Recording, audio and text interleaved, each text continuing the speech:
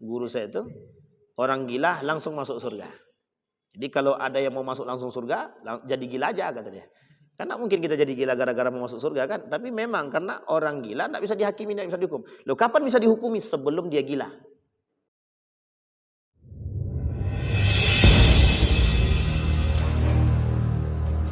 Assalamualaikum warahmatullahi wabarakatuh. Alhamdulillahi rabbil alamin.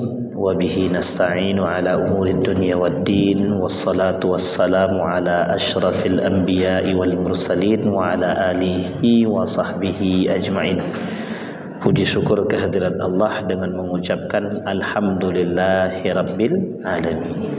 Bersalawat kepada Nabi dengan mengucapkan Allahumma salli ala Muhammad wa ala ali Muhammad fil alamina innaka hamidum majid. Mudah-mudahan ibu-ibu yang hadir istiqamah dan sehat semua. Allah berkahi husnul khatimah. Untuk orang tua kita yang telah mendahului, Allah sehatkan, Allah kuatkan, Allah terima amal ibadahnya, Allah kumpulkan bersama orang-orang yang soleh. Untuk orang tua kita yang masih hidup, husnul khatimah, insyaallah istiqamah dalam kebaikan dan ketaatan, mendapatkan anak-anak yang taat kepada kedua orang tuanya, insyaallah berbakti kepada kedua orang tuanya.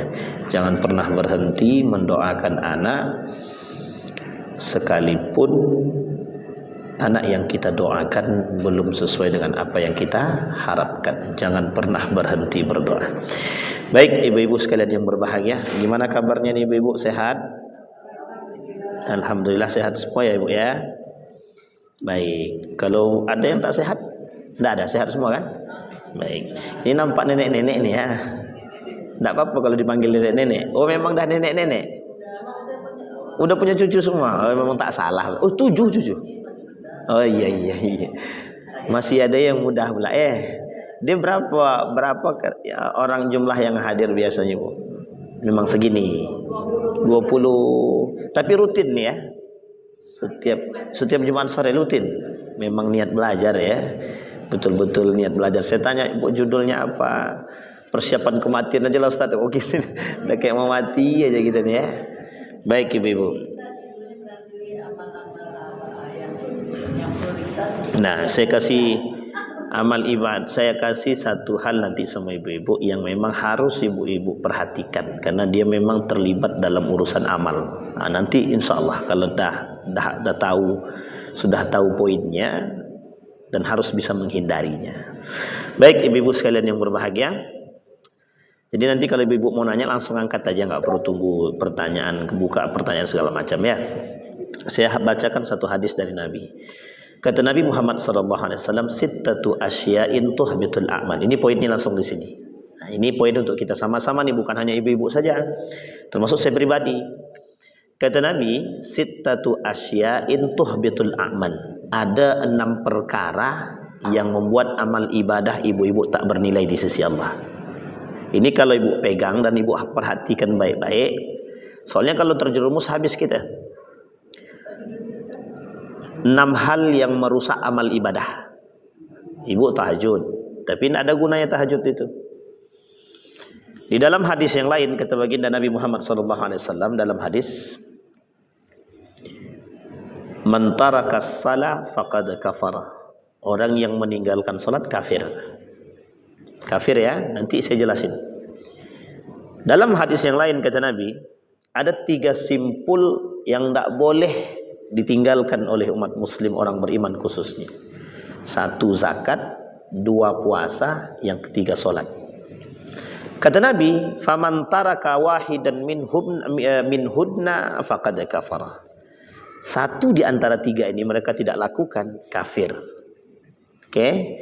Kata Nabi, kata para ulama menjelaskan hadis tersebut, meskipun hadis ini terkategorikan lemah, tapi kata para ulama yang lain merujuk pemahaman terhadap hadis ini, kata para ulama, puasa, zakat sebenarnya tidak termasuk dalam urusan kekafiran. Tapi kalau salat, kata para ulama, ittafaqal ulama, sepakat semua ulama, orang yang meninggalkan salat maka dia batal, habis amal ibadahnya. la yahbitanna a'malahum kata Allah. Allah hapus semua amal ibadah dia. Tapi ini belum pada poin intinya. Dalam hadis Nabi bukan itu, tapi ini hadis yang lain. Artinya di dalam amal ibadah kita sehari-hari itu ada yang mengintai kita, Bu. Apa yang mengintai kita? Yang mengintai kita itu perbuatan-perbuatan yang justru condong menghapuskan semuanya. Nah, ini yang paling penting tuh di sini. Contoh, ini contoh ya. Ibu-ibu beli obat karena anak sakit. Belilah obat. Setelah beli obat, ibu kasih anak tuh makan. Setelah kasih makan obat itu, sembuhlah anak ini tadi.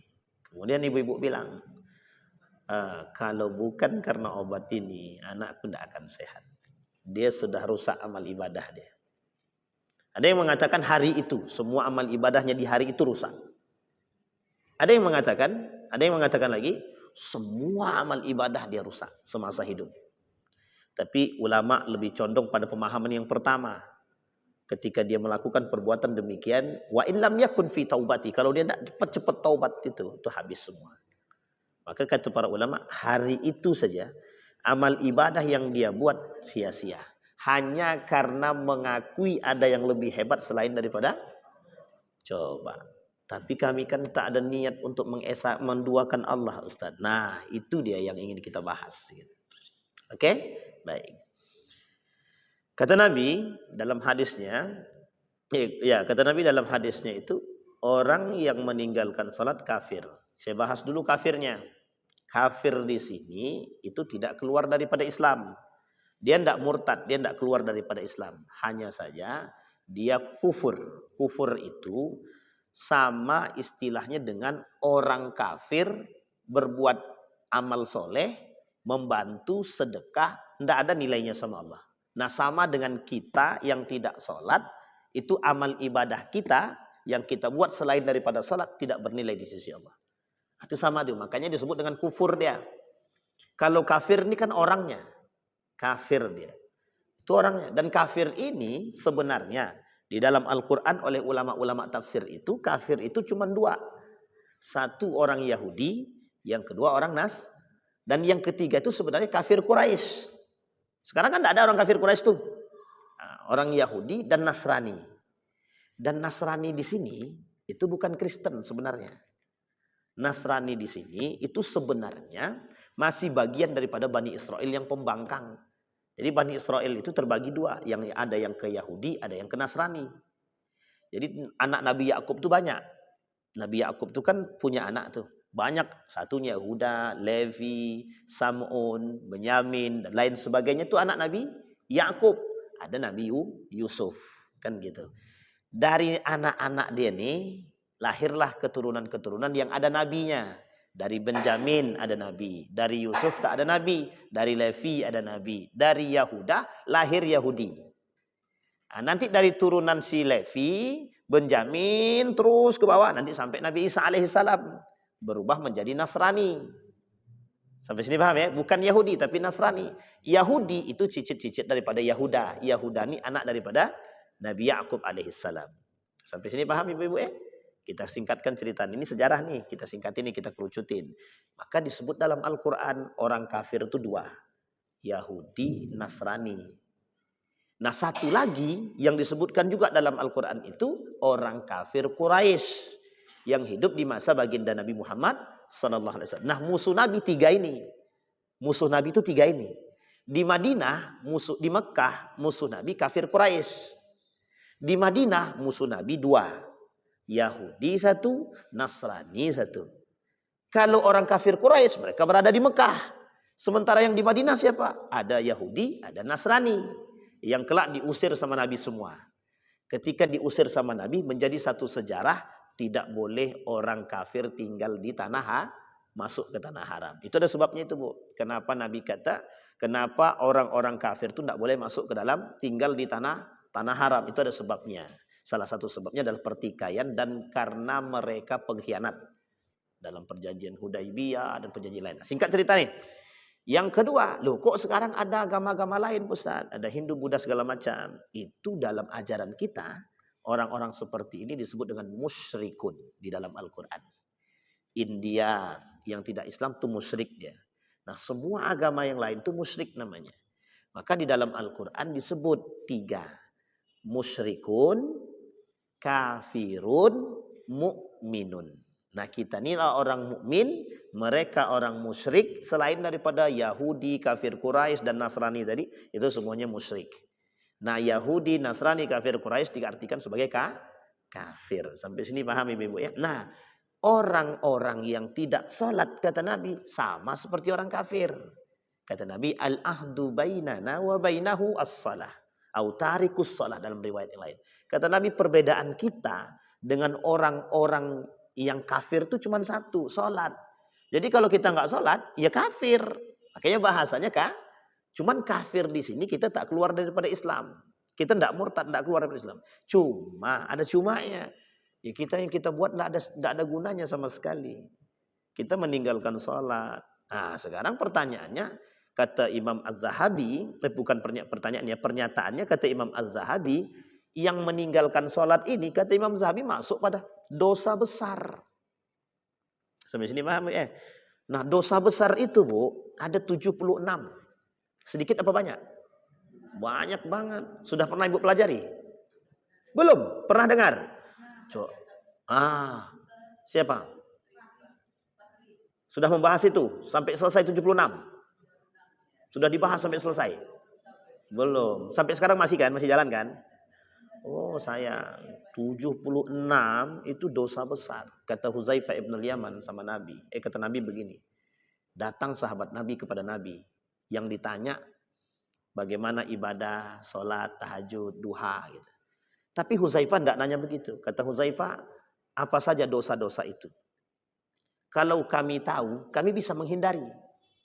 Tapi kalau kami tidak tahu, bagaimana cara kami menghindari? Nah itu dia. Poin ini kemudian menjadi persoalan oleh Huzaifah. Dia harus tahu apa saja dosa-dosa itu. Nah Imam Az-Zahabi merangkum sekian banyak hadis. Dikumpulkan sama Imam Az-Zahabi. Nah, setelah dirangkum oleh Imam Az-Zahabi, dituliskan oleh Imam Az-Zahabi dalam kitabnya. 76 dosa besar. Bukan kecil, besar. Nah apa konsekuensi dosa besar itu? Banyak konsekuensinya. Dan apa nerakanya? Ada neraka-neraka tertentu. Dan itu dosanya besar. Termasuk salah satunya tarikus sholat. Meninggalkan sholat. Nah meninggalkan sholat ini Ibu, dalam istilah kalau kita belajar akhlaknya, maka hukum meninggalkan sholat ini kafir. Kafir tidak keluar daripada Islam, tapi dia berdosa. Masuk dalam neraka. Nerakanya Allah sebutkan. Apa nerakanya? Sakar namanya. Neraka apa namanya? Sakar. Itu janji Allah tuh buat neraka bagi orang yang tidak sholat. Sakar. Cuma ini dikaji lagi dalam urusan fikih. Neraka sakar ini kata para ulama dikaji dalam ulama-ulama tafsir, ulama mufassirin itu kata ulama tafsir itu kalau neraka sakar itu hanya orang yang lalai sholat kata Ibnu Katsir. Tapi kalau dia sengaja tinggalkan sholat nerakanya jahanam kata dia. Coba bayangkan tuh. Nah sekarang pertanyaannya, ibu-ibu berharap enggak anak-anaknya nanti sama satu keluarga kita dikumpulkan di surga, mau enggak? Kata Allah, wa alhiqnahum bis salihin. Kami kumpulkan mereka satu keluarga yang soleh-soleh kata dia. Yang enggak soleh enggak dikumpulkan. Oh, ini poin penting bagi kita. Jadi Bu, mohon maaf ya. Kenapa sekarang ini kita nih hancur lebur begitu? Bukan kita, mereka yang hancur. Itu karena satu saja, jauh daripada salat. Saya katakan sama Ibu, wallahi umat muslim itu rusak cuma karena 2 perkara saja. Satu meninggalkan Al-Quran, satu meninggalkan salat, yang kedua meninggalkan Al-Quran. Selesai. Satu karena kita meninggalkan salat, yang kedua kita meninggalkan Al-Quran. 2 ini tidak dilakukan oleh umat manusia, orang muslim, maka bisa dipastikan kehidupan orang muslim itu tidak benar. Tapi Ustaz, meskipun dia tidak sholat, tapi kaya terus dia. Bentar lagi. Benar. Bentar lagi. Ila an yatuba, sampai dia bertobat. Kata Allah sampai dia bertobat. Baru satu nih. Kan gitu. Dan ini belum selesai nih. Kita selesaikan. Nah sekarang ibu-ibu, sholat itu kita kaji dulu dalam persoalan dosa besar. Ya, ini termasuk salah satu di antara sekian banyak yang merusak amal ibadah kita. Tadi kan ada judul kita adalah 6 yang merusak amal ibadah. Nanti kita sampaikan yang 6 hadis ini, tapi kita tambah dulu yang pertama, yang utama. Salat ini, oke? Baik.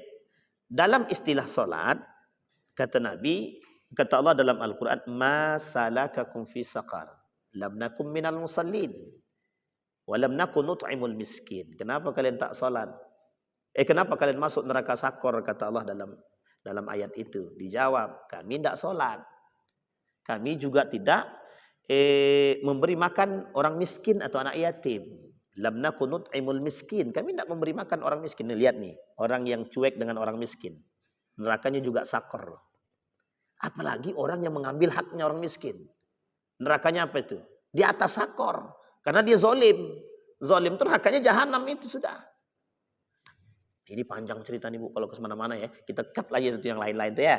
Kita poinkan lagi. Salat. Kembali lagi ke salat. Kata Allah, kata Nabi dalam hadisnya, meskipun hadisnya lemah ini, kata Nabi, ada 15 kerugian yang akan dialami orang yang meninggalkan salat.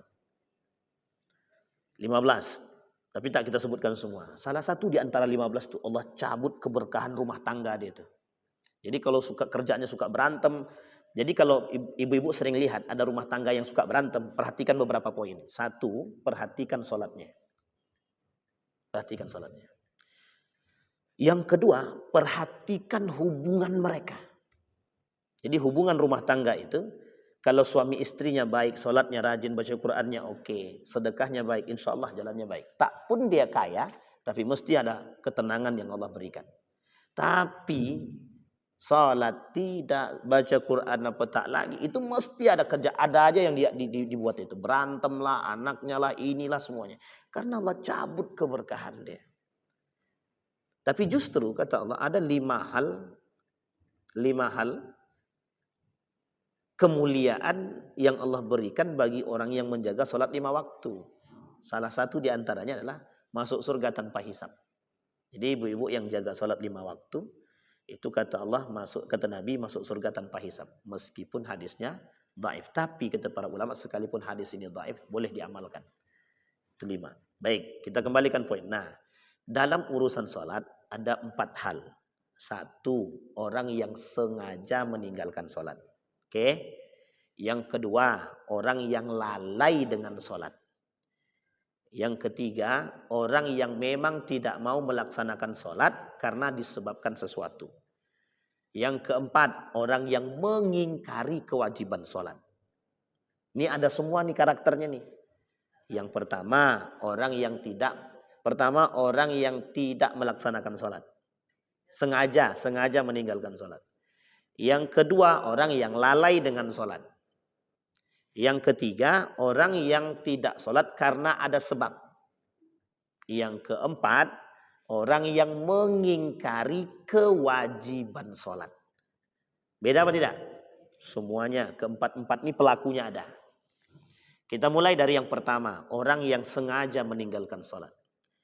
Orang yang sengaja meninggalkan salat ini, kata para ulama, tidak ada ampun. Mereka Allah hapus semua amal ibadahnya, apapun kebaikannya. Tapi Ustaz, sholatnya rajin, puasanya rajin Ustaz. 30 hari selesai Ustaz. Tak ada gunanya sama Allah, tidak ada. Cuma kata Syekh Mutawalli Sya'rawi dalam kitabnya Al-Kabair itu, dalam kitab Al-Fatawanya Syekh Mutawalli Sya'rawi bilang begini. Sholat ya sholat, puasa ya puasa. Jadi hitungannya masing-masing. Tapi saya tak sejalan dengan itu.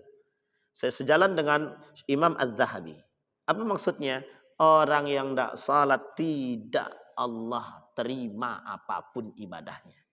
Di dunia dia baik, di akhirat dia tak dapat apa-apa. Jadi kita sedang menumpuk pahala dengan perbanyak bersedekah, ternyata kita tidak salat, tidak Allah terima amal ibadah kita. Sampai sini paham Ibu-ibu?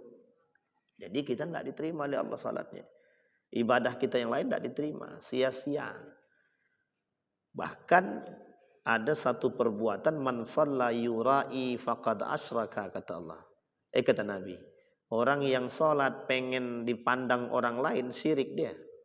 Jadinya kan riya sebenarnya. Tapi riya itu dianggap syirik coba dalam hadis Nabi.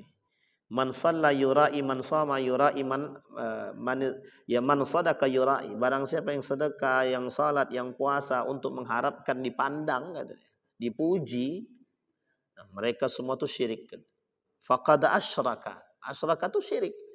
Syirik itu artinya apa? Kufur, Bu. Tidak ada Allah terima amal ibadahnya. Sama halnya kita bersedekah, kemudian sedang bersedekah, oh, kau tidak tahu tadi aku infaknya berapa? 200.000 loh. Nah, itu maksudnya itu. Sama. Jadi baik, kembali kepada poin tadi. Jadi kata para ulama di dalam hadis Nabi itu ada hadis Nabi yang mengatakan begini. Orang yang sholat 5 waktu di akhir waktu itu sholatnya orang munafik. Sementara orang munafik itu nerakanya jahanam. Itu kalau dia sholat tapi takhir, mengakhirkan waktu. Itu saja nerakanya jahanam. Lah gimana kalau orang yang memang tidak sholat sama sekali? Sampai sini paham ya? Ada orang tidak sholat sama sekali. Ayolah kita sholat. Lanjutlah dulu. Nanti saya sholat. Padahal dia tak sholat memang tak mau sholat ya. Dengan alasan aku belum bersih, aku belum suci. Kalau ada orang begini besok sama ibu-ibu, ibu bilang aja langsung. Sampai kiamat kau tak akan bersih. Kenapa saya katakan demikian? Karena kita tak akan pernah bersih hati kita nih. Tak akan.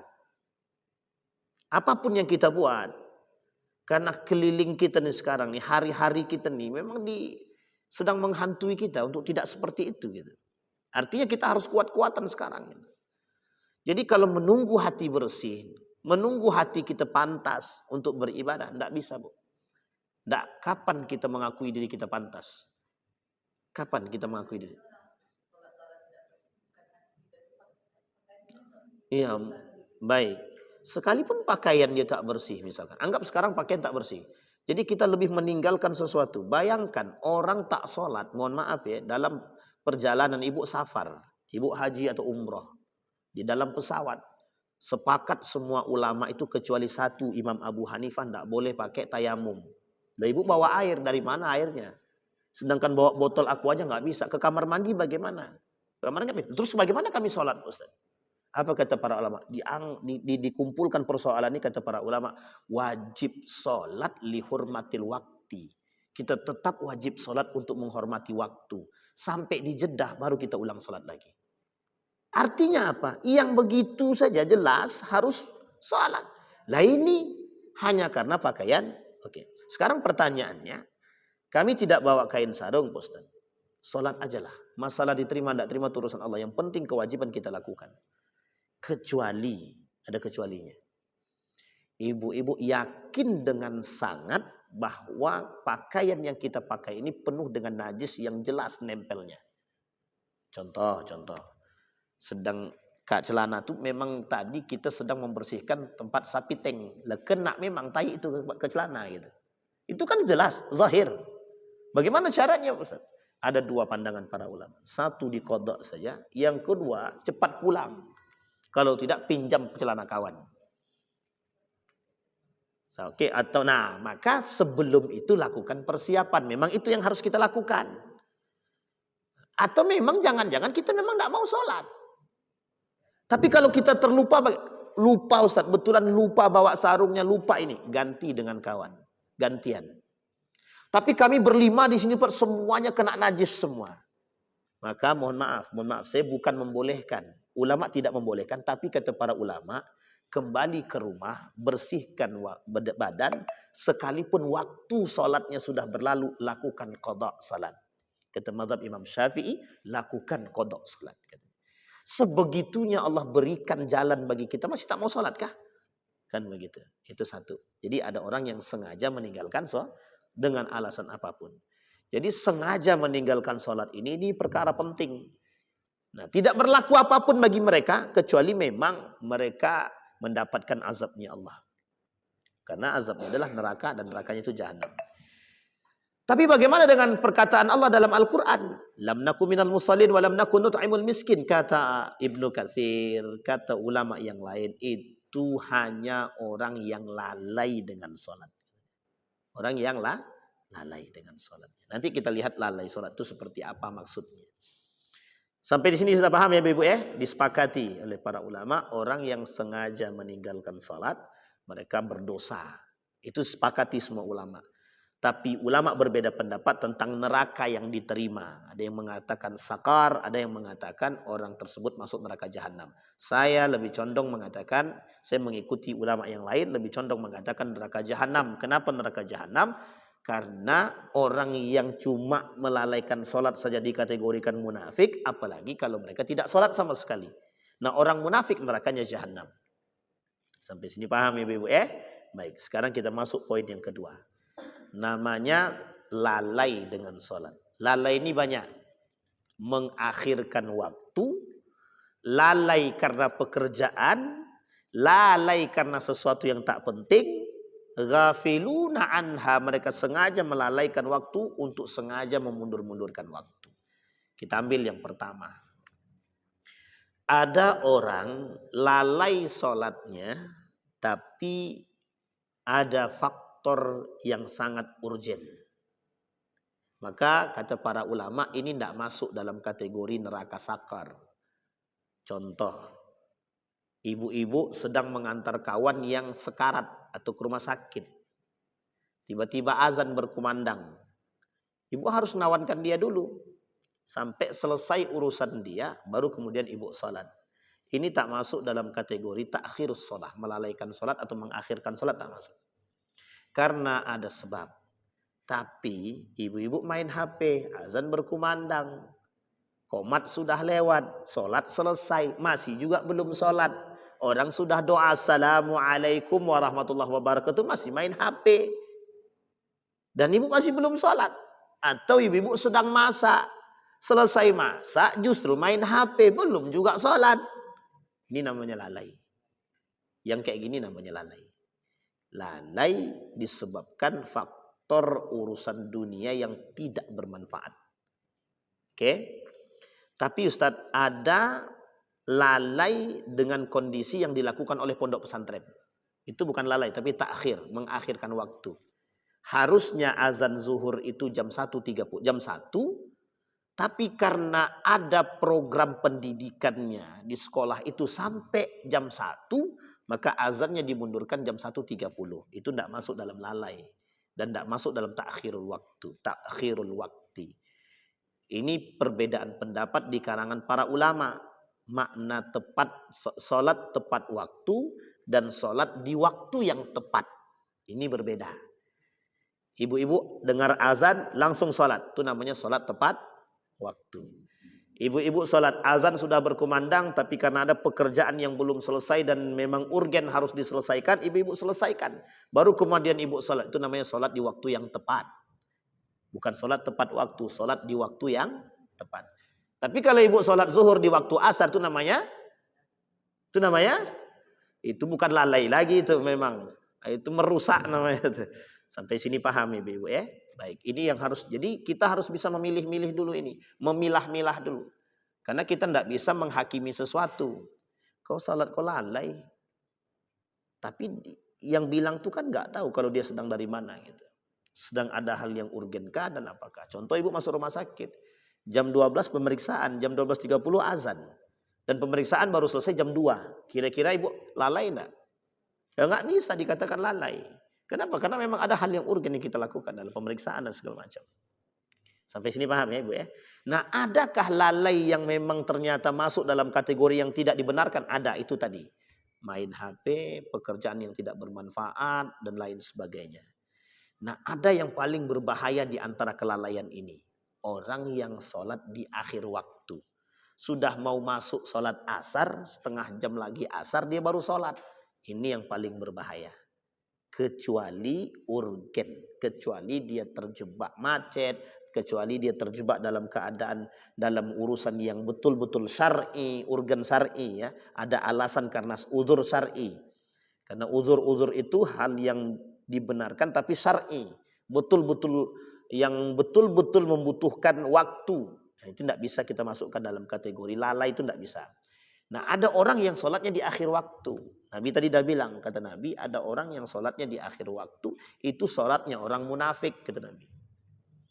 Jadi salatul munafik fi akhiril waktu, kata Nabi. Salatnya orang munafik itu salat di akhir waktu. Nah, bagaimana salatnya orang munafik ini? Salatnya orang munafik ini Allah sebutkan dalam Al-Qur'an. Wa idza qamu ilas salati qamu kusala. Ada orang yang salat main-main, malas-malasan, itu salatnya orang munafik. Nah, salatnya orang main-main dan malas-malasan ini tidak mungkin tepat waktu. Kenapa gitu? Karena dia tidak mungkin bergegas untuk salat. Karena masih ada hal-hal lain yang harus dia kerjakan. Dari hal entah itu main gamenya, main judi online-nya, segala macamnya. Kalau udah mepet, jam setengah jam mau selesai. Ntar lagi mau asar, berhenti dulu. Baru dia salat. Itu salatnya orang munafik begitu. Nah, orang-orang munafik begini itu tidak mungkin nerakanya itu neraka biasa. Allah kata innal munafiqina fi darkil asfal minan nar, kata satu. Yang kedua, jami'al munafiqina wal kafirina fi jahannam jami'an. Orang munafik nerakanya jahanam. Di keraknya neraka itu. Dan itu nerakanya jahanam. Itulah kenapa alasan saya katakan orang munafik nerakanya jahanam. Sementara orang yang meninggalkan dengan sengaja itu sebenarnya lebih daripada jahanam kalau ada. Neraka dalam Al-Quran ada 8. Pintu daripada bapak neraka itu jahanam itu. Sampai sini paham ya ibu ya? Baik. Maka kembali kepada poin tadi. Nah itu dia. Orang yang sengaja melalaikan salat. Yang sengaja meninggalkan salat, kemudian lalai dengan salatnya itu, salatnya setelah setengah jam lagi. Gimana kalau seandainya 5 menit lagi mau asar dia baru salat zuhur? Ya lebih parah lah berarti. Semakin mundur semakin parah. Semakin kencang dia mengakhirkan salatnya. Nah ini yang harus kita pahami. Nah sebagian ulama mengatakan neraka orang lalai-lalai begini itu adalah nerakanya sakar. Tapi kata para ulama yang lain nerakanya jahanam. Karena memang ya, begitu tuh jahanam. Nah, kalau salatnya orang munafik, ada yang lebih berat bagi orang munafik. Athqaluha 'alal munafiqin. Apa itu salat yang paling berat bagi orang munafik? Isya dan subuh. Al-isya wa subh athqalu 'alal munafiqin. Huma athqalu 'alal munafiqin. Kata Nabi dalam hadisnya, 2 salat yang memang berat bagi orang munafik, subuh dan isya. Munafik janjinya Allah jelas dalam Al-Quran. Jangan sampai kita termasuk dalam kategori munafik. Itu yang kedua, lalai. Yang ketiga, ada orang yang meninggalkan sholat, tapi kondisi meninggalkan sholatnya ini tidak disengaja. Namanya rufi al-qalam an thalathin. Orang yang meninggalkan sholat tapi tidak sengaja, dalam arti lain adalah orang yang tidur sampai dia bangun, tertidur sampai dia bangun. Ini tidak bisa diartikan sembarangan. Jadi ibu tidur, kemudian terbangunnya maghrib, asar lewat. Pertanyaannya adalah alarm hidup nggak? Sudah dibangunkan atau belum? Nah, ini poin penting. Alarm sudah dihidupkan dan tidak terdengar, orang tidak ada di rumah tapi alarm sudah kita hidupkan, atau memang tidak sengaja karena ibu kecapean ketiduran dan memang tidak ada orang di rumah dan tidak kedengar apapun, maka ketika dia terbangun dia langsung sholat. Salah tapi tidak berdosa. Salah tapi tidak berdosa. Kenapa saya katakan salah tidak berdosa? Karena orang seperti ini dimaafkan oleh Rasul, dimaafkan oleh Allah. Cuma dia nggak dapat dosa. Karena gimana cuma menghakimi orang yang lupa, orang yang tertidur? Nggak bisa. Orang lupa, orang tertidur itu tidak bisa dihakimi. Apalagi orang gila. Orang yang tidak bisa dihakimi itu orang gila, orang lupa, orang tertidur. Apa yang mau dihakimi? Tidak ada yang bisa dihakimi. Maka Allah sendiri pun tidak menghakimi mereka. Cuma ketika dia bangun, dia langsung sholat. Langsung sholat. Namanya qada. Kata mazhab Imam Syafi'i yang boleh kodok itu yang seperti ini. Kata dia. Sampai sini paham ya? Ibu ya? Baik. Yang kedua, orang yang tertidur kemudian terbangun. Yang kedua, anak kecil sampai dia balik. Anak kecil sampai dia balik. Yang ketiga, orang yang gila, orang yang akalnya kurang sampai dia sadar. Nah, ini poin penting ini. Tapi kan tidak ada yang mengaku gila. Makanya kata guru saya itu, orang gila langsung masuk surga. Jadi kalau ada yang mau masuk langsung surga, jadi gila aja kata dia. Karena mungkin kita jadi gila gara-gara mau masuk surga kan. Tapi memang karena orang gila tidak bisa dihakimi, tidak bisa dihukum. Loh kapan bisa dihukumi? Sebelum dia gila. Tapi dia gila dari kecil Pak Ustaz. Oke, berarti dia gila dari kecil. Sampai kapan dia? Ternyata setelah dewasa dia sehat. Nah setelah dia sehat dihukumi. Sampai sini paham ya? Jadi salah satu syarat hukum syar'i itu berlaku bagi mereka yang balik dan berakal. Kalau tak balik tak berakal ya bagaimana caranya? Balik tapi belum tentu berakal. Dan balik berakal ini berbeda. Sampai sini paham ya Ibu ya? Ada 3 kata Nabi. Yang orang meninggalkan sholat, tapi mereka meninggalkan sholat itu karena tidak sengaja. Salah tapi tidak berdosa. Jadi dia ada salah yang berdosa dan ada salah yang tidak berdosa.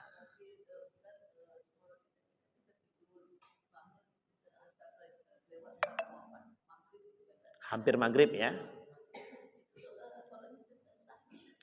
Kalau sholatnya sah saja, bangun langsung sholat. Tapi jangan pula dulu bangun habis itu masak pula dulu, tunggu pula air tidak. Tidak boleh ada aktivitas yang lain. Sholat langsung. Ya maksudnya aktivitas ini ya bangun, kucek-kucek mata sesuai dengan sunnah Nabi, langsung ke kamar mandi, wudhu, bersihkan dulu muka. Tidak ada masalah. Karena kita baru terbangun. Dan kecuali alarm kita dengar, terbangun sebentar, habis itu kita tidur, belum lagi, bentar lagi masih terasa capek, tidur lagi, itu tidak berlaku itu. Tidak berlaku itu. Nah, ini kalau mau lihat kayak gini, silahkan Bu. Silahkan Bu. Kalau mau lihat ini berlakunya di mana, tengok di pesantren. Diinjak-injak sudah, disiram air, masih juga nggak bangun. Itu ada karakter santri yang begitu itu. Susahnya minta ampun bangunnya itu ada. Sampai sini paham ya Ibu ya. Baik, itu yang keberapa tadi? Ketiga. Rufi'al qalam an thalathin. Mereka meninggalkan sholat karena ada 3 perkara yang memang itu bukan disengaja. Nah yang terakhir ada orang yang mengingkari kewajiban sholat. Nah, itu ibu tahulah itu nama orangnya kan, Ade Armando itu. Katanya tidak ada dalil wajib sholat. Nah, orang yang mengingkari kewajiban sholat itu bukan kafir lagi, itu sudah munafik. Iya, kafir iya dia. Tapi sama kufurnya. Dan ini lebih berbahaya. Nerakanya dah zahir itu, nerakanya jahanam itu jelas banget itu. Jelas-jelas sholat itu wajib, kata dia tak wajib. Karena nggak ada dalilnya, kata dia. Bahkan tidak ada dalil sholat 5 waktu dalam Al-Quran. Kata dia. Nah, itu kalau dia bilang begitu berarti tandanya memang dia sudah kafir. Dia kafir dalam arti kata kufur dan munafik. Itu orang-orang seperti itu munafik. Jadi berat bagi orang yang mengingkari kewajiban syariat itu berat. Puasa, zakat, sholat, haji, segala macam itu kan syariat. Dan jangan sampai ada di antara kita yang mengingkarinya. Karena orang yang mengingkari kewajiban syariat itu, maka mereka terjerumus dalam kekafiran. Mereka bisa dikategorikan munafik yang hakiki. Munafik yang sebenar-benarnya munafik. Apa maksudnya sebenar-benarnya munafik? Begini, ibu pernah berbohong apa tidak? Pernah nggak ibu? Siapa di antara ibu yang nggak pernah dari kecil sampai sekarang nggak pernah bohong, angkat tangan? Itu mesti bersih itu. Pernah bohong Bu? Sekarang saya tanya, karakter orang munafik itu apa? Idza haddatsa kadzaba, kalau dia berdusta, kalau dia berbicara dusta. Pernah kan kita berbohong kan? Berarti kan kita semua munafik kan? Cuman munafiknya kecil. Tapi ada yang lebih besar munafiknya tadi, mendustakan yang tadi. Yang tadi saya bilang yang terakhir tadi. Salat tak wajib. Zakat tak wajib. Puasa tak wajib kata dia. Sama halnya ketika ibu-ibu mengingkari sunnahnya daripada poligami, pakai cadar, itu kan sunnahnya Nabi. Nah kalau kita bilang itu bukan sunnah, itu hanya adat istiadat, itu berarti tandanya orang-orang seperti itu sedang terjerumus dalam dosa besar. Sampai sini paham ibu-ibu ya? Baik. Yang keempat. Nah sekarang dari pembahasan tadi tersampaikan oleh kita semua bahwa satu di antara sekian banyak perbuatan yang bisa menghapus amal ibadah kita, ada 2 hal ibadah yang sangat bermasalah, 2 hal perbuatan yang sangat menjerumuskan kita dalam neraka jahanam tersebut. 1, sholat. Yang kedua, syirik. Syirik ini ada 2, besar dan kecil. Kapan waktu kita bahas saja. Kalau kita ketemu lagi kita bahas. Syirik besar dan kecil. Pokoknya syirik dah, besar kecil. Kalau besar itu baik nyembah berhala dan lain sebagainya. Yang kecil itu riya, sum'ah, takabur. Pokoknya riyaknya, sum'ahnya. Sum'ah itu selalu ingin didengar tapi tidak mau dengarkan orang lain. Takaburnya, sombongnya, mutakabirun kan gitu. Kemudian ujub. Ini ujub, riyak, ini beda-beda tipis saja. Dan selalu ingin diri dia yang dipandang segala macam. Itu sama dengan ujub, riyak. Nah orang seperti ini terjerumus dalam perbuatan syirik kecil. Makanya dikatakan oleh Nabi dalam hadisnya, man shalla yura'i faqad asyraka. Mereka yang sholat pengen dipandang oleh manusia maka mereka syirik. Orang yang melakukan syirik besar dan kecil sama Pak, Bu, sama kondisinya amal ibadah mereka Allah Ta'ala. Amal mereka Allah Ta'ala. Kalau syirik kecil sampai dia bertobat kepada Allah dan sampai menghilangkan riyaknya. Yang syirik besar mereka tidak Allah terima dari dulu sampai sekarang. Sejak kapan dia mulai ibadah? 80 tahun. Dia mulai ibadah umur 20 tahun misalkan. Dari umur 20 sampai umur 60 atau umur 70, dia kemudian di umur 71, dia datang ke dukun dan percaya kepada dukun. Mulai dari umur 71 ke belakang sampai 20 tadi, ke bawah tadi, Allah hapus semua. Sampai sini bisa pahami? Itu kalau syiriknya besar. Silakan Bu.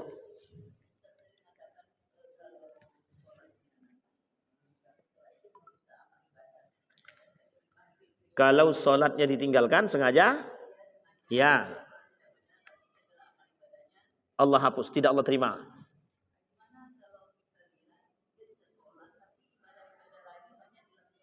Ya, benar.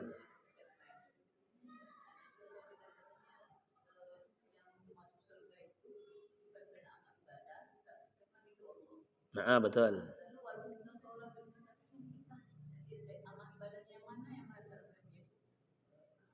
Maka perbanyaklah ibadah begitu ya. Baik. Benar. Bahkan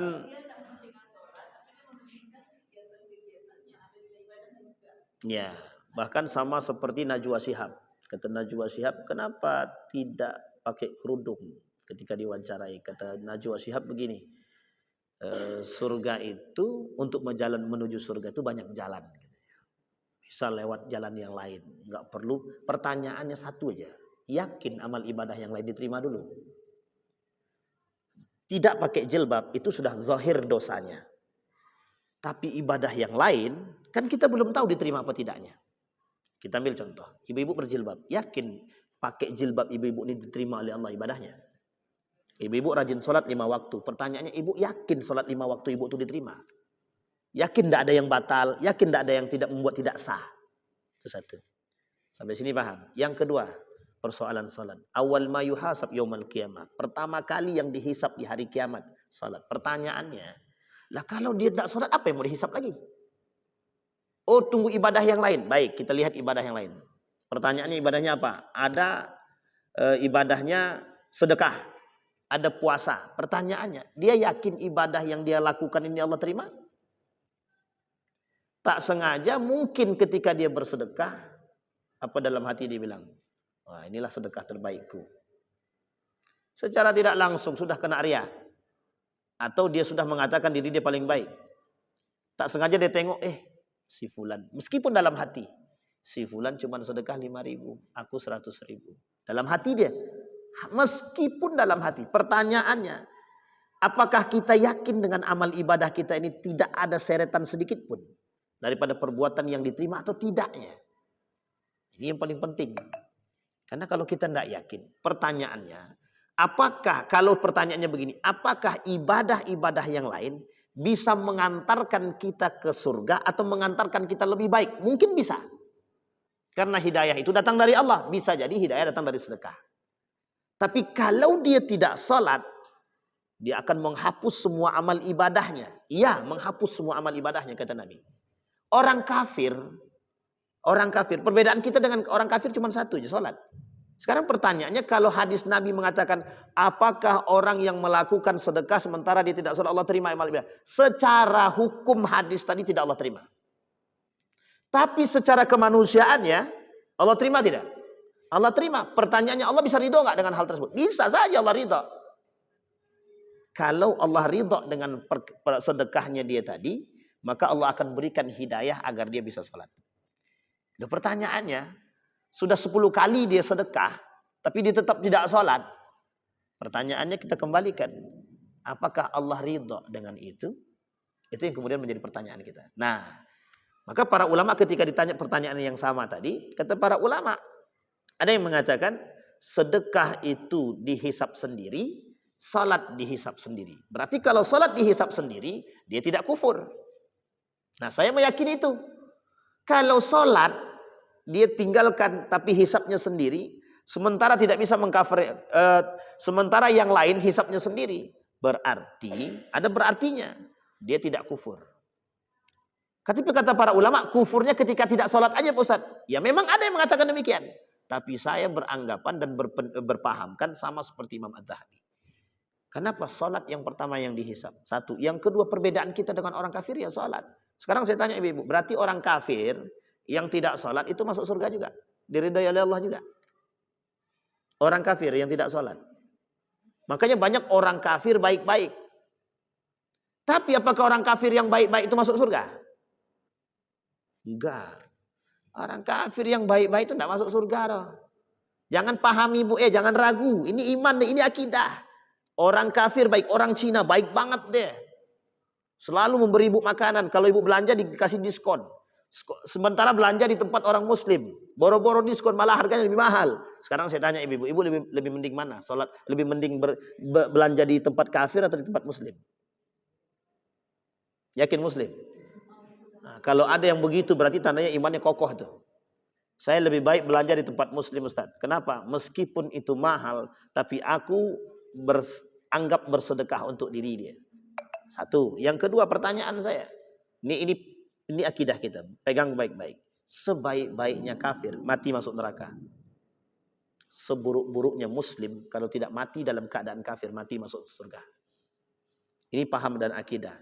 Seburuk-buruknya muslim mati dia tidak mati dalam keadaan kafir mati masuk surga. Sebaik-baiknya kafir kalau dia mati masuk neraka kecuali mati dalam keadaan berislam. Itu yang harus kita. Tapi kan tidak begitu dalam pahamnya kaum liberal-liberal yang merusak itu. Kata kaum liberal itu, masa iya? Nah, kata mereka. Jadi ada yang memancing kalimat ini sebenarnya. Apa kata mereka? Masuk surga itu bukan diukur dengan sholat. Nah ini bahasanya orang liberal bu. Orang yang tidak suka dengan Islam. Orang yang tidak suka yang menganggap kita ini terlalu berlebihan dalam beragama. Sebenarnya tidak. Kita tidak berlebihan. Kita merujuk kepada pemahaman hadis Nabi. Ada Al-Quran yang jelas. Nerakanya jahanam. Bahkan sampai dikatakan orang-orang yang sengaja meninggalkan sholat itu bahkan termasuk yang mengingkari kewajiban sholat itu.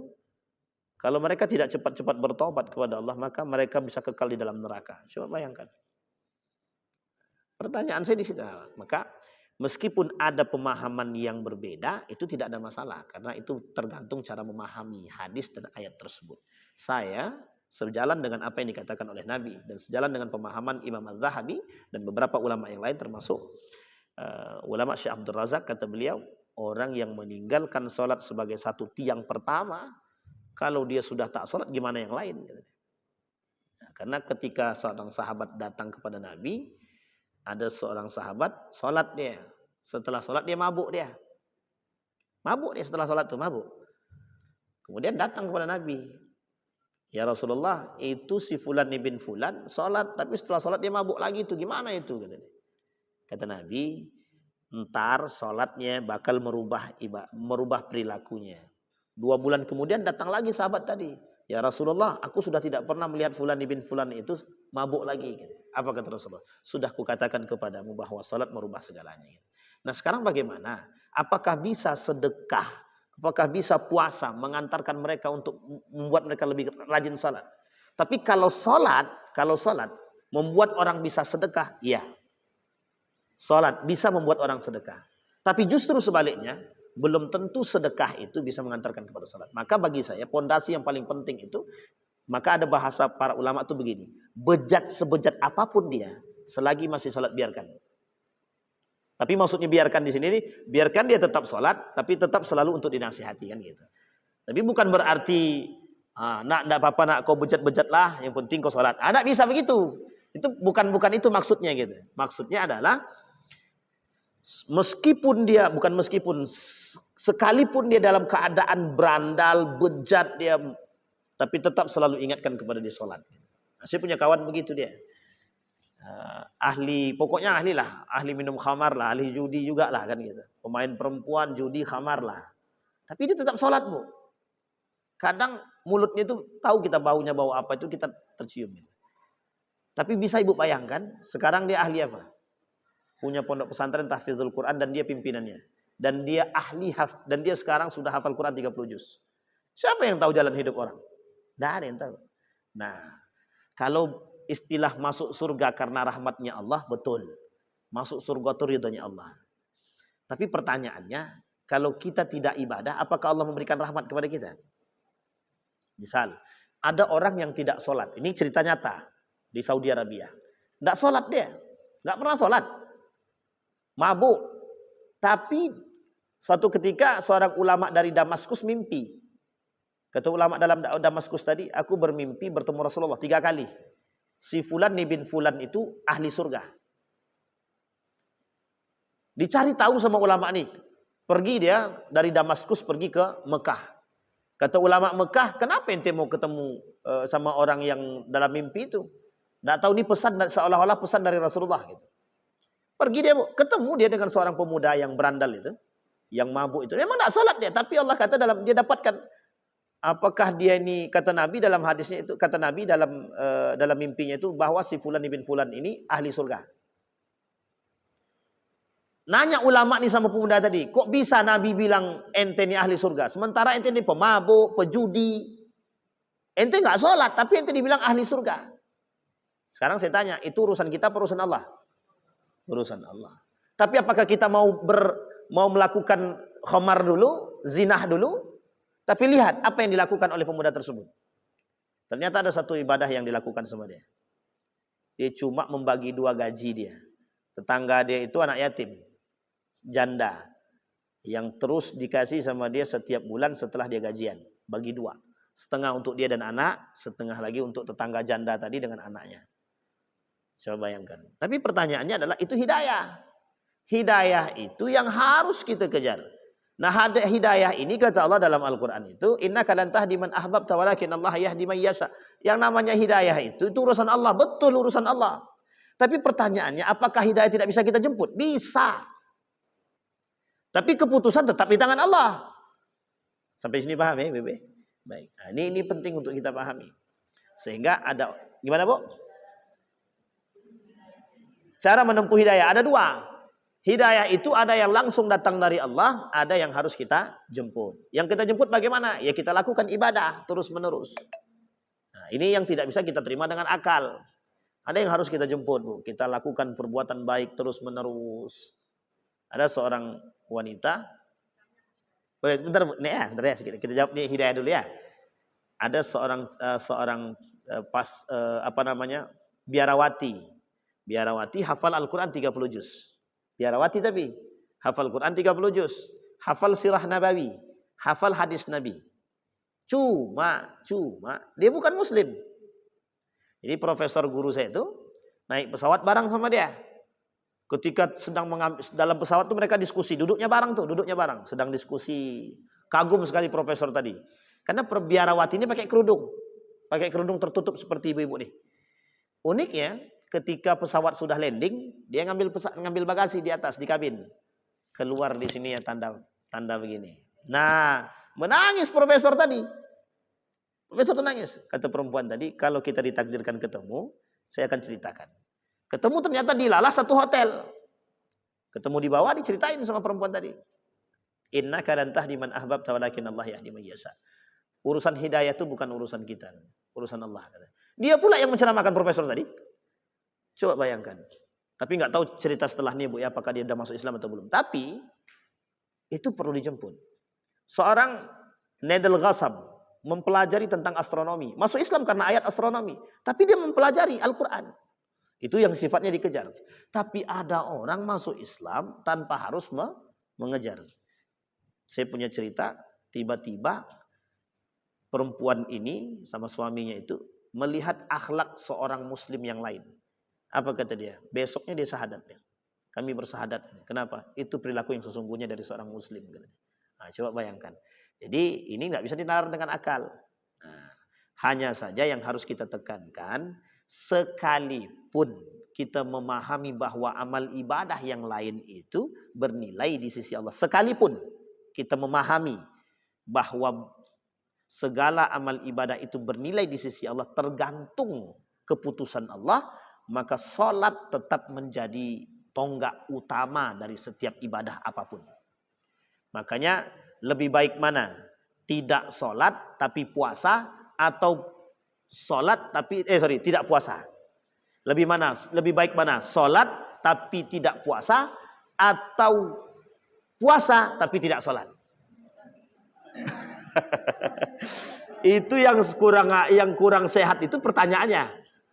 Harusnya ya sholat ya puasa, atau dia puasa juga tidak sholat. Tapi kata Nabi dalam hadis yang lain, ini kata Nabi, khamsun yubtilna asyam.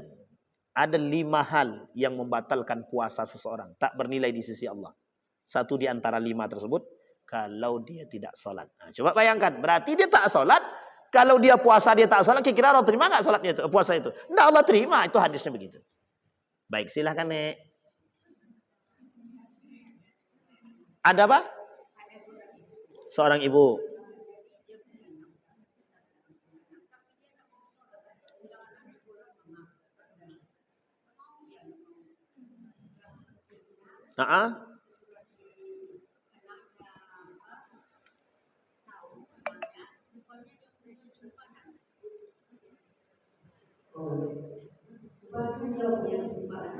Oh, simpanan ilmu.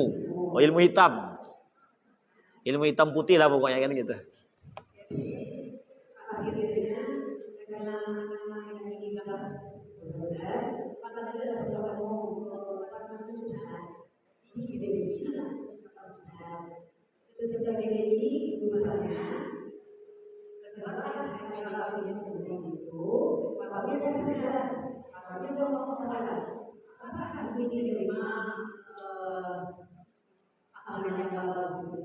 Baik.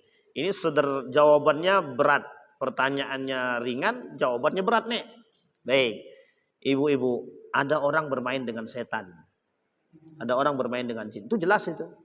Itu sekarang ini banyak nih, mohon maaf ya tersinggung ibu-ibu. Memang kadang kalau tak disinggung susah juga kan. Memang harus disinggung memang. Banyak sekali orang-orang yang duduk di atas itu main pakai setan tuh banyak. Banyak banget. Dia ada yang setan tuh turun langsung. Ada yang melalui perantara gitu. Perantara tuh pakai dukun segala macam ya. Pokoknya apapun lah yang bermain dengan setan. Itu dosa besar, syirik. Itu habis itu syirik. Ingat, ini saya kasih penjelasan dulu. Ibu, dosa syirik itu dosa yang tidak diampuni oleh Allah. Sepakat ya? Dosa yang tidak diampuni oleh Allah adalah dosa syirik. Makanya syirik itu nomor 1 dosa besar pertama itu syirik. Dari 76 itu nomor 1-nya syirik. Tapi ada tapinya. Sebelum dia mati, bertaubat dia sama Allah, Allah terima taubatnya, Allah masukkan surga. Sampai sini paham nih ya? Sekarang kita tarik itu ke garisnya kepada nenek tadi. Kata Allah dalam Al-Quran begini. Man yuhajir fi sabilillah yajid fil ardi muragaman katsira wa sa'ah. Wa may yakhruj min baitihi muhajiran ila Allah faqad waqa'a ajruhu Allah. Tsumma yudrikul maut faqad waqa'a ajruhu ala Allah. Kata Allah dalam hadisnya, ada orang keluar dari rumah, dia berhijrah dia. Di tengah jalan meninggal dia. Dia sudah niat hijrah untuk menuju tempat yang lebih baik, tapi di tengah jalan dia meninggal. Kira-kira bagaimana? Kata Nabi, faqad dakhalal jannah.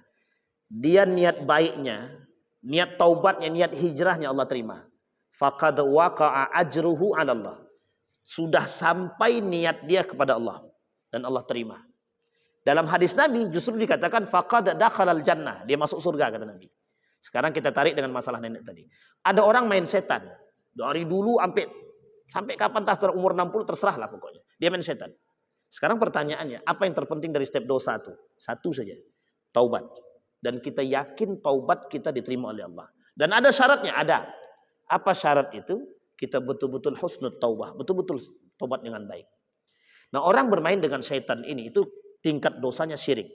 Dan syirik itu dosa yang tidak diampuni. Tapi dibukakan oleh Allah jalan jika dia bertobat. Sampai sini, Bang. Dan orang sudah bertobat, orang yang bertobat semua dosanya dan diterima oleh Allah taubatnya, semua dosanya Allah ampuni. Maka ibu-ibu memahami begini. Orang yang punya dosa, bertaubat dia kepada Allah, yakinlah bahwa Allah akan menerima taubatnya seseorang. Tapi ada syaratnya. husnul taubah, sebaik-baiknya taubat. Tapi Ustaz besok dia maksiat balik, besok dia main jin lagi. Berarti kalau dia taubat lagi dan husnul taubah lagi, Allah terima taubat dia. Sampai sini ya. Jadi jangan khawatir dengan persoalan dosa. Ibu-ibu wajib takut dan khawatir dengan dosa itu wajib. Tapi jangan pernah lupa bahwa Allah punya jalan kemuliaan bagi mereka pelaku dosa. Apa itu? Ada taubat yang selalu Allah buka untuk mereka. Ulaikal ladzina yatubuna ilallah. Kenapa? Nah, Masya Allah, itu lebih baik. Kalau dihidupkan lebih lama, dia bakal balik lagi itu kata Allah. Maka yakinlah bahwa, nah sekarang tinggal kita lihat aja. Dari dia bertaubat itu, sampai dia meninggal tadi, apakah sholat 5 waktunya terjaga, ibadahnya terjaga, puasanya terjaga, kemudian sedekahnya terjaga, apakah dia dengan suaminya baik, apakah dengan anak-anaknya bagaimana. Kalau terjaga sholatnya, terjaga puasanya, terjaga sedekahnya, insya Allah kita berhusnuzon kepada Allah, Allah terima taubatnya. Dia salah satu tanda diterima taubat itu begini Bu. Salah satu terima taubat itu diterima. Setelah dia taubat, selama itu dia berjalan dan melakukan perbuatan yang baik dan istiqamah dalam kebaikan setidaknya 40 hari. Itu selama 40 hari itu taubatnya diterima oleh Allah. Entah setelah 40 hari. Tapi yakinlah bahwa orang-orang yang sudah bertaubat dan setelah taubat dia istiqamah dalam kebaikan, itu salah satu tanda yang zahir bahwa Allah menerima taubatnya. Tapi ingat, ini yang penting diingat juga Pak Ibu-ibu nih. Kalau kita yakin taubat kita terima, naik tingkat. Kalau udah naik tingkat, iblis tidak akan diam. Jadi setan itu pun punya tingkatan gitu. Jadi ibu-ibu yang rajin sholat, setan juga harus ganti-gantian itu. Tadi ya setannya kroco. Setelah ibu-ibu sholat 5 waktu rajin, naik tingkat setannya. Setelah rajin sedekah puasa, naik tingkat lagi. Sampai pada tingkat terakhir, iblis lagi yang turun tangan. Nggak bisa nih kata dia. Harus iblis yang turun tangan. Makanya mohon maaf, yang korupsi 900 triliun itu udah iblis banget itu mungkin. Maksudnya yang menghasut gitu. Yang segala macem lah pokoknya. Sampai sini paham ya? Nah, sebelum kita tutup, ada 6 hal yang harus kita perhatikan. Yang bisa merusak amal ibadah selain daripada 2 tadi. Selain dari sholat, selain daripada syirik. Yang pertama, orang yang sibuk dengan aib orang lain. Nah, ini dia kata Nabi dalam hadisnya, sittatu asya'in tuhbitul a'mal, 6 perkara yang merusak amal ibadah orang lain. 1 di antara 6 tadi, orang yang sibuk al-istighalu bi'uyubil khalqi, orang yang sibuk dengan uyub, dengan aib orang lain. Ini sekarang nih zamannya nih Bu. Ini sekarang zaman. Ibu-ibu jangan sampai terjerumus dalam hal tersebut. Nggak usah ikut-ikutan. Nggak usah ikut-ikutan. Kenapa? Sekarang nih zamannya. Zaman mencari aib orang. Sekarang ibu-ibu lihat. Setiap orang di antara yang lain itu akan saling mencari kekurangan orang lain. Tujuannya apa? Apakah untuk membanggakan diri? Apakah untuk bertafakkur kepada Allah? Kalau tujuannya bertafakkur, memperbaiki diri dan tidak menyebarkan, itu baik. Misal dia tengok si fulan bin fulan, ya Allah, ternyata dalam hati kok akhlaknya begitu ya. Jadi introspeksi diri bagi kita. Ya Allah, mudah-mudahan engkau perbaiki akhlak dia dan engkau perbaiki akhlakku. Ini baik Bu. Karena ada perbandingan. Sekarang ibu tengok, kan tidak punya akhlak, tengoklah besok. Ternyata disebarkannya. Inilah kelakuan fulan bin fulan, istri fulan. Ternyata kerjaannya berjudi, berzina, berselingkuh, segala macam. Disebarkan. Itu manusia sekarang. Manusia sekarang ini, kata Nabi, memang sibuk mencari aib orang. Dia lupa dengan aib diri sendiri. Apa kata Nabi? Tuba liman sagalahu uyubuhu. Maka beruntunglah orang yang hari ini disibukkan oleh aib diri dia sendiri. Dia sibuk mencari aib dia, di mana kekurangan dia. Nah, orang yang seperti ini, kata Nabi, yang suka mencari aib orang lain, ada hal yang harus kita ingatkan. Kalau dia mendapatkan aib orang lain dan dia cukup memegang saja dan dia tidak gunakan untuk senjata, untuk menghabisi orang lain, maka dia tak terjerumus dalam yang tadi. Tapi kalau dia tujuannya adalah untuk disebarkan kembali, diceritakan kepada orang lain, maka dia merusak amal ibadah dia. Kenapa dikatakan begitu? Bangkrut dia. Apakah kalian ingin melihat orang-orang yang memakan daging saudaranya? Itulah tadi. Yang gibah tadi, yang suka mencari aib orang lain. Sampai sini paham ibu-ibu ya? Baik, jadi berhentilah mencari aib-aib orang lain itu. Tidak perlu kita menampakkan aib orang lain. Orang yang memang punya aib, kalau dia tidak bertahan dengan agama dan imannya, Allah yang akan menunjukkan aib dia langsung. Tengoklah, ada masanya? Ada, Bu. Tenang aja. Semua itu sudah jadi urusan Allah. Jadi ibu tinggal berdoa kepada Allah. Ibu disakiti oleh orang, tidak perlu ibu cari aib orang lain untuk kembali ibu sakiti. Tidak perlu. Berdoa kepada Allah. Apa kata seorang panglima mengatakan begini, sa'uhajimuhu ya Rab, sa'uhajimuhu fi lailatin. Nanti dalam tahajudku aku akan tembak dia ya Allah. Dia berdoa kepada Allah. Besoknya panglima yang menyakiti dia diturunkan oleh kerajaan. Coba bayangkan. Tajam. Maka jangan bermain dengan orang-orang yang ahli tahajud. Ngeri itu, Bu. Cuman sekarang nih Ustaz kok begini keadaannya. Kami udah tahajud. Tenang. Ada masanya Allah akan pergulingkan kejayaan itu bagi kita. Cukup kita diuji dengan satu hal yang harus kita lakukan. Bersabar dalam ketaatan dan bersabar dalam perjuangan. Itu yang kita belum ada. Kita hari ini bersabar dalam ketaatan, tapi kita belum bersabar dalam perjuangan. Yang pertama, oke ya? Itu yang pertama. Jangan sibuk-sibuk cari aib orang, apalagi harus ini faktor besar kita sekarang. Pengaruh paling besar yang merusak kita sekarang. Apa itu, Bu? HP, sosial media. Sampai jam berapa, Bu? Selesai? Hah? Sudah, alhamdulillah gelap. Oh, belum. Baik. Silakan, Bu. Boleh. Tunggu dulu, Bu. Yang ini dulu, kita kasih satu, Ibu dulu. Nah, itu demi. Tahu sampai kimik tak apa? Tak ini pecah suaranya. Baik. Baru tadi kita bahas ya di khutbah Jumat. Ada orang yang kufur nikmat. Nanti kita sambung ya. Jadi Nabi bilang begini, dalam hadis Nabi begini kata Nabi. Ada 6 penyakit yang terjangkit pada umat manusia hari ini. Itu penyakit orang dulu. Jadi ada penyakit yang dialami oleh umat manusia sekarang, dulu dialami umat-umat sebelum datangnya Islam. Apa penyakitnya? Penyakitnya itu ada 6. Al-ashar wal batar. 1, kufur akan nikmatnya Allah. Yang kedua, berlebihan dalam nikmatnya Allah. Sekarang kita ambil kufur nikmat. Ini contoh kufur nikmat. Kufur nikmat yang sederhana. Yang bisa merusak syahadat dan iman. Dan Islam. Tapi tak sampai jauh sana lah ya. Cuman air putih aja nih. Tak enak lah air putih nih. Tak apa rasanya pun. Ini kufur nikmat namanya. Yang kayak gini ini kufur. Coba lihat. Kenapa Allah menggandeng kalimat syakara dengan kafara?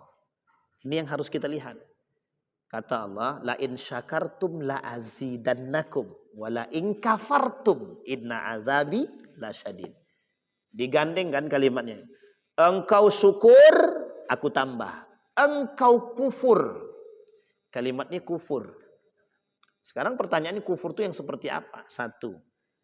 Ibu dapat gaji, suami dapat gaji. 2,5 juta dikasihkan ke ibu. Cuman segini bang gaji abang. Apa aja kau jual bang selama nih? Ini contoh perempuan yang sama sekali tak punya rasa syukur dalam hati dia. Yang kedua. Makanan, orang-orang yang suka mencela makanan. Apapun itu. Maka Bu, ajarkan anak bersyukur. Apapun makanan yang diberikan. Sekalipun cuman tempe dan tahu. Nah, makan ini, tengok orang lain masih banyak yang belum bisa makan. Untuk menumbuhkan rasa syukur.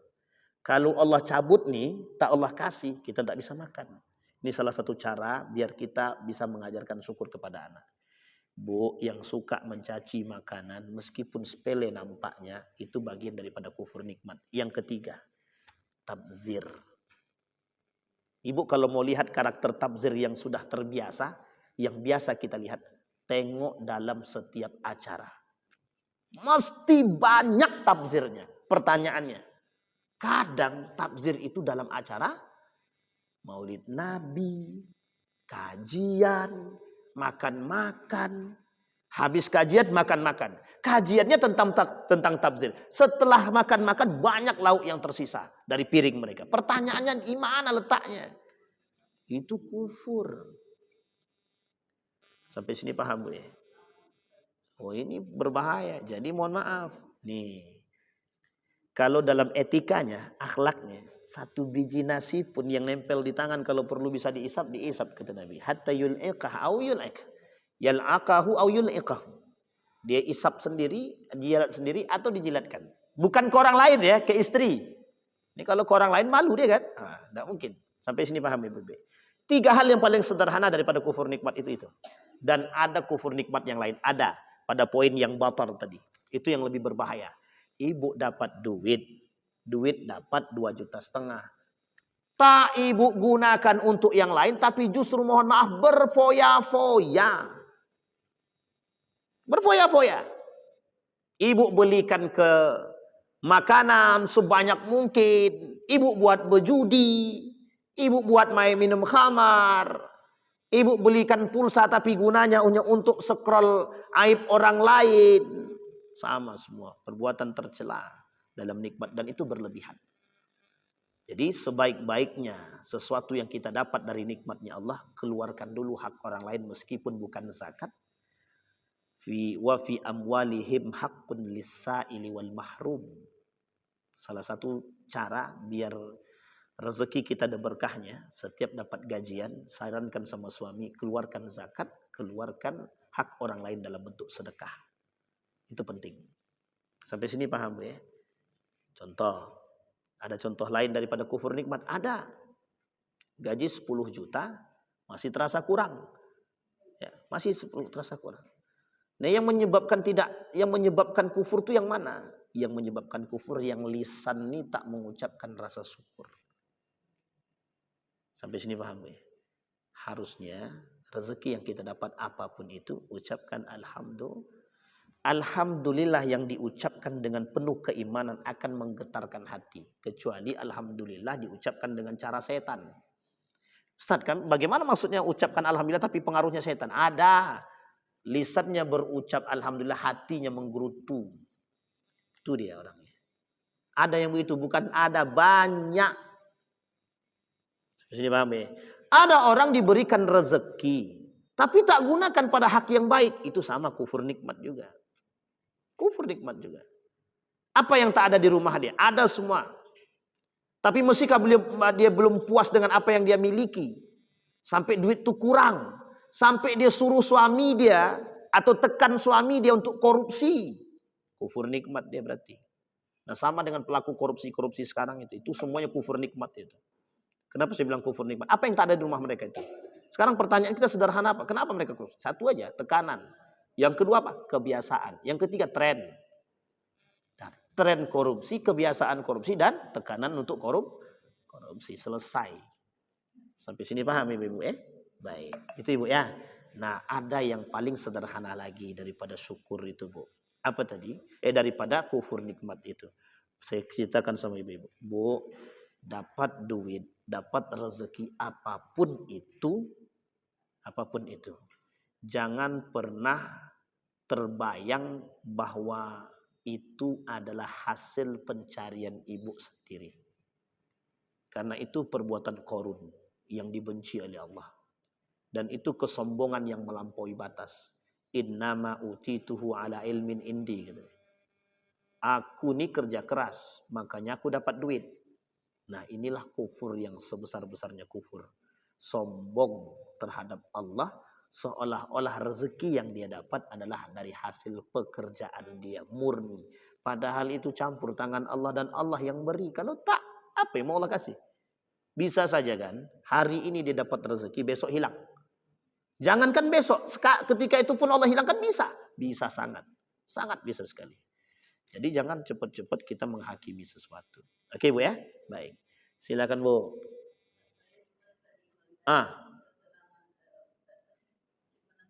Waduh.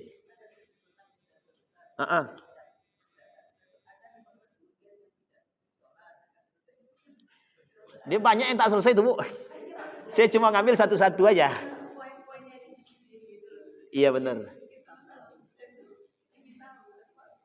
Tidak akan habis. 15 itu tidak akan habis. Apalagi yang 76 dosa besar itu. 76 dosa besar nggak akan habis. Apalagi dia banyak dia. Dia, ini saya kasih clue-nya saja. Saya kasih clue. Ada 30 tanda orang munafik. Ada 76 dosa besar. Ada 15 ancaman Allah bagi orang meninggalkan sholat. Ada 5 kemuliaan yang bagi orang yang menjalankan sholat 5 waktu. Ada 10 yang membatalkan keimanan, ada 10 yang membatalkan keislaman. Ada 20 yang membatalkan syahadat. Itu kalau disampaikan semua, tidak selesai itu. Entah sampai kapan pun selesai pun kita nggak tahu. Ini saja yang 6 tadi baru kita sampaikan 1. Yang 6 tadi baru kita sampaikan 1. Satunya tadi apa namanya? Al-istighal bi'uyubil khalq. Orang yang sibuk mencari aib orang lain. Jadi mudah-mudahan ibu-ibu yang hadir ini insya Allah terjaga lisan dan hati. Insya Allah. Karena memang ibadah itu dilihat daripada itu. Nah, nanti kalau kita ketemu lagi nanti akan saya sampaikan ada poin keduanya. Ini ke poin keduanya di situ. Betul. Ya, itu yang pertama.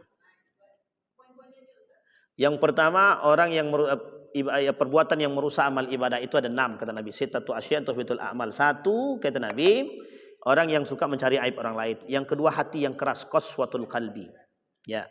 Kemudian yang ketiga, hubbud dunia, cinta terhadap dunia. Yang keempat, qillatul haya, tidak punya rasa malu atau sedikit rasa malu.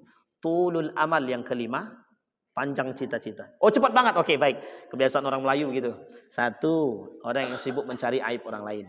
Yang kedua, hati yang keras, hati yang tutup, hati yang mati sama. Yang ketiga, cinta terhadap dunia.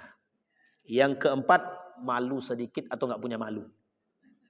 Orang yang tidak, ini kalau kita kaji yang malu nih, itu bisa banyak yang tersindir, banyak yang sakit hati. Nah, yang kelima, tulul amal, panjang cita-cita. Maksudnya apa? Cuman membayangkan, ya Allah, menghayal aja banyaknya, menghabiskan waktu yang sia-sia.